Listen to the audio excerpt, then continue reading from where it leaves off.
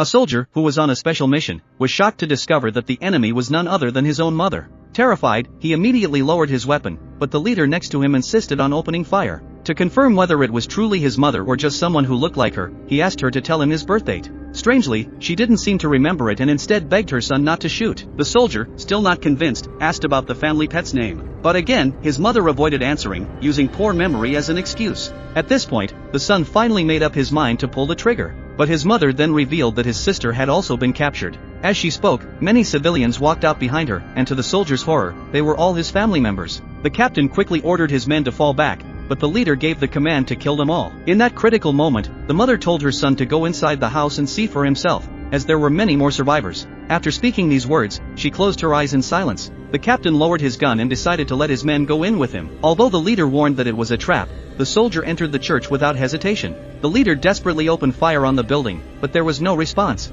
It wasn't until he rushed into the room that he was devastated to find his comrades lying dead, their bodies lifeless. It turned out that those supposed family members were not human at all but aliens in disguise. They were Zargonians, a race of ugly creatures that could assume the form of any living being. After a defeat in battle, they had signed a peace treaty with humanity. But despite the twin plan agreement between humans and Zargonians, 20 million people were left without a place to go. To manage the alien population, a monitoring group was set up. However, the Zargonians formed a splinter group, which had been secretly plotting. During a massive purge, the joint forces were ambushed and pursued by the Zargonians. The soldier had tried to send a message to the doctor, but before he could, the Zargonians captured him. The doctor, Tardis, received the soldier's message and immediately went to the park to investigate. Although the Zargonians looked human, the doctor was able to identify 2 girls among them. These girls were part of a peaceful faction of Zargonians, and they promised the doctor that they would deal with the traitors. But just as the doctor's words left his mouth, a poison gas bomb suddenly fell, releasing a deep red gas. 2 ugly Zargonians swiftly kidnapped the girls and, right before the doctor's eyes, drove away in their vehicle.